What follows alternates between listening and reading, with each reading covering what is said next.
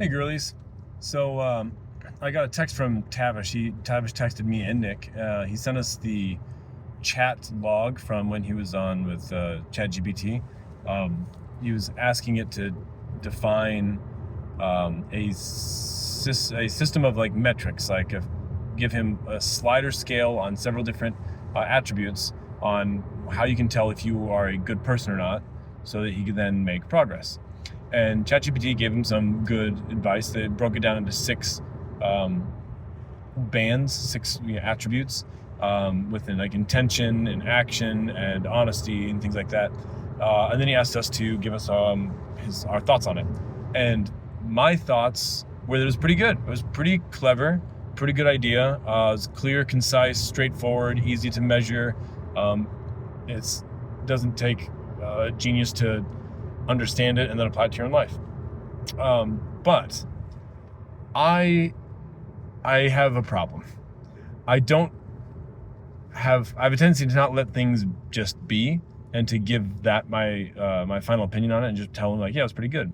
I instinctively, immediately start wanting to iterate on something like that. I want to start applying it to a larger framework. I want to refine it or couch it in terms that might already exist. So I started giving him feedback like, hey, this basically already exists in almost every religion. Now, we're Mormon, so I was like, this is basically Christianity or any other religion that has, basic principles of teaching people to be good to each other, whether it's Taoism or Sikhism or Jainism or Islam or Judaism or whatever.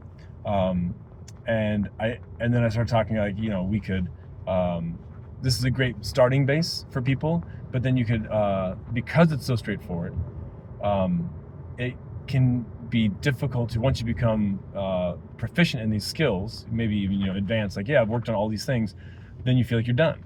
And simplicity makes it difficult to advance further. And that's what I like about, or one of the many things I like about Jesus's teachings, is that he taught in metaphor, he taught in imprecise terms. You might even say vague, in the sense that you can then, through parable, so that you can apply it to basic people who are just being introduced to the concepts, but there's so much more depth that can be gained out of it, right? So you can, once you've reached proficiency, you can then apply it to another higher level and a higher level and a higher level. At least this is my thinking. And so I was giving him all this feedback, and I feel bad, this is over the phone, and I feel bad that he was a little crestfallen. I think he thought he'd done a good job, and that he took my review of this to be a criticism, failing, that it was weak, and I felt bad. So I texted him later on to the three of us. I was like, hey, I think maybe I came off as being too critical, and I want to be clear that's not the case.